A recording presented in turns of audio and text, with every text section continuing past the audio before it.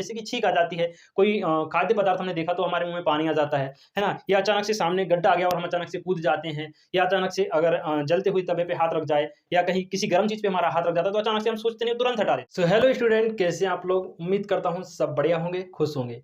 So friends, आज की इस वीडियो में हम सीखेंगे मस्तिष्क क्या होता है, मस्तिष्क के कौन-कौन से भाग होते हैं और मस्तिष्क के भाग काम कैसे करते हैं, कौन से भाग का क्या काम होता है, सब कुछ आज की इस वीडियो में अपन क्लियर करेंगे। सबसे पहले आप डायग्राम देखिए, मस्तिष्क का ये चित्र होता है, चित्र में कहाँ पर कौन-सा भाग होता है, सबसे पहले हम ये समझेंगे। फिर डिटेल में मैं आपको सबके एक-एक भाग को समझाऊँगा कि किस भाग का क्या काम होता है। तो ये यहाँ पर आप देख सकते हैं, मानव मस्तिष्क का ये चित्र बनाया हुआ है।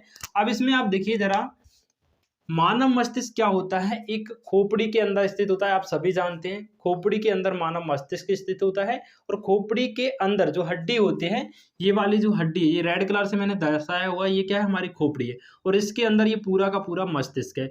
लेकिन खोपड़ी और मस्तिष्क के बीच में एक झिल्ली भी पाई जाती है। यहाँ पर आपको दिख रहा होगा, ये गैप सा मैंने बनाया हुआ है, ये जो भाग होता है, ये एक झिल्ली होती है, ठीक है?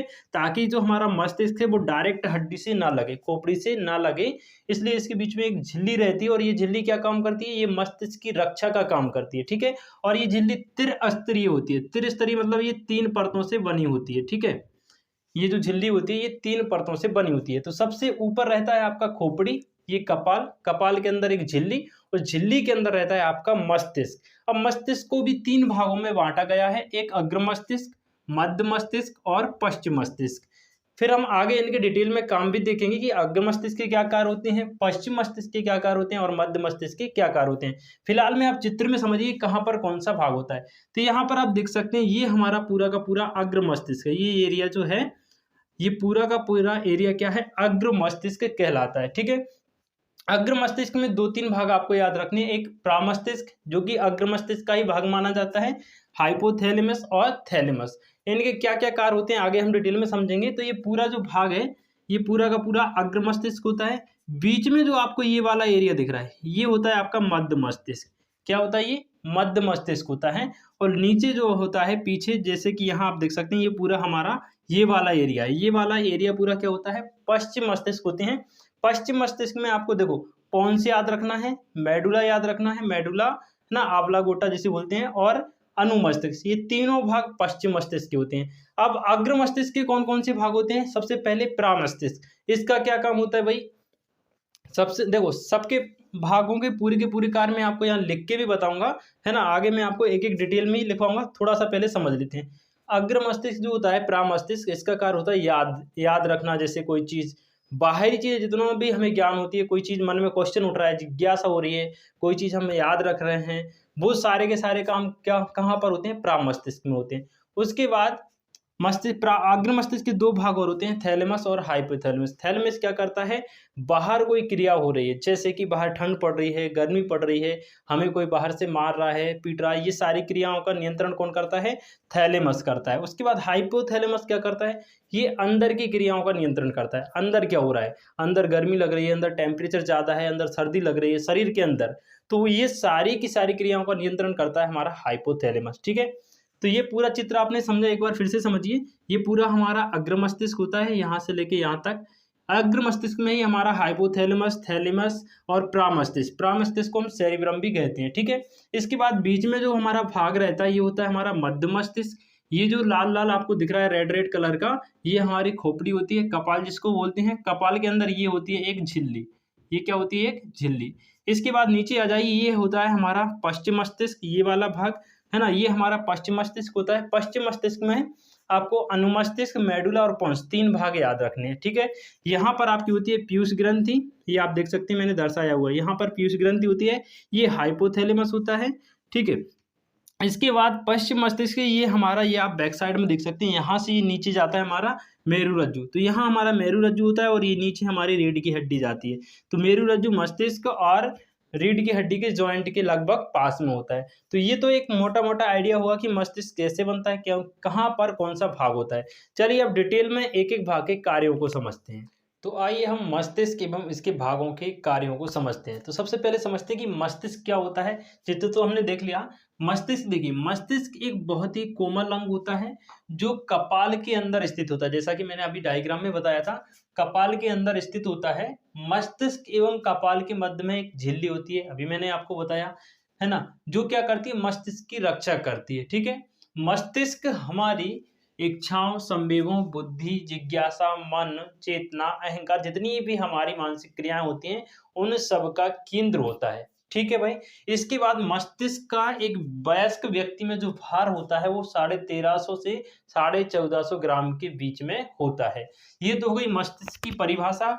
अब आप अपने हिसाब से देखिए, आपके एग्जाम में क्वेश्चन किस हिसाब से पूछा जा रहा है, उस हिसाब से आंसर लिख दीजिए। अगर सिर्फ मस्तिष्क की परिभाषा पूछे तो इतना लिख दीजिए, उसके भाग पूछे ये लिख दीजिए। अगर आपसे नामांकित चित्र बनाने को पूछे तो आप पिछला वाला जो मैंने अभी बताया है डायग्राम, वो बना सकते हैं। ठीक है, अपने हिसाब से। इसके बाद मस्तिष्क को 3 भागों में बांटा गया है: अग्र मस्तिष्क, मध्य मस्तिष्क और पश्चिम मस्तिष्क। अग्र मस्तिष्क क्या होता है? ये मस्तिष्क का सबसे बड़ा भाग होता है और ये मुख्य सोचने वाला भाग होता है। सोचने, विचारने का, वार्तालाप करने का जितना कार्य होता है वो सारा का सारा अग्र मस्तिष्क में होता है। इसके कुछ और भाग बना दिए गए हैं, जैसे कि प्रामस्तिष्क, थैलेमस और हाइपोथैलेमस। ये कुछ मेन है जो कि आपको याद रखने हैं। प्रामस्तिष्क का क्या कार्य होता है? प्रामस्तिष्क जो होता है ये सोचना, तर्क करना, योजना बनाना, कोई प्लानिंग करना, कोई चीज याद रखना, है ना। इसके बाद ऐच्छिक क्रियाओं का नियंत्रण करता है। ऐच्छिक क्रिया मतलब जो अपन सोच विचार के जो क्रियाएं करते हैं उनको ऐच्छिक क्रियाएं कहा जाता है। तो इन सबका नियंत्रण कहाँ पर होता है? याद रखिएगा, प्रामस्तिष्क। इसको हम बोलते हैं सेरिब्रम। सेरिब्रम भी इसी को कहा जाता है और प्रामस्तिष्क भी इसी को कहा जाता है।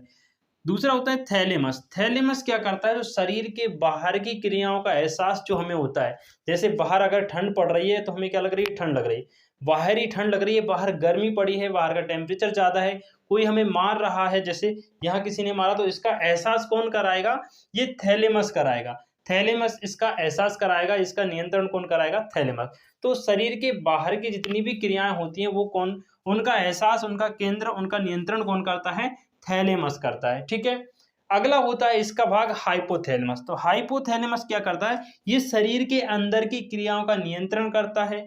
जैसे कि शरीर के अंदर हमें ठंड लग रही है, एक बाहर मौसम में ठंड वो अलग बात है, अगर हमें अंदर से ठंड लग रही है तो उसका नियंत्रण कौन करेगा?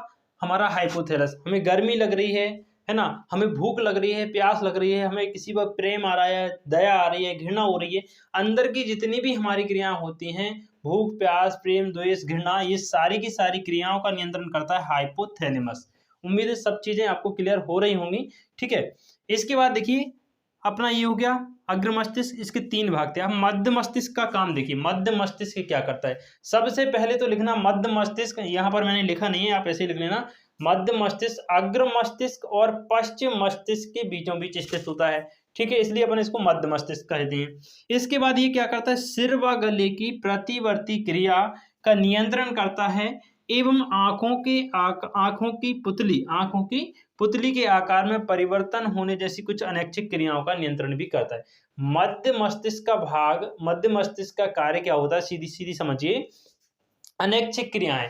प्रतिवर्ती माने कि अनैच्छिक क्रियाएं, जिन पे हम विचार पहले से नहीं करते, अचानक से हो जाते हैं। जैसे कि छींक आ जाती है, कोई खाद्य पदार्थ हमने देखा तो हमारे मुंह में पानी आ जाता है ना। या अचानक से सामने गड्ढा आ गया और हम अचानक से कूद जाते हैं, या अचानक से अगर जलते हुए तवे पे हाथ रख जाए, या कहीं किसी गर्म चीज पे हमारा हाथ रख जाता है तो अचानक से हम सोचते नहीं, तुरंत हटा देते हैं। तो इन सारी क्रियाओं का जो नियंत्रण होता है वो हमारा कौन करता है?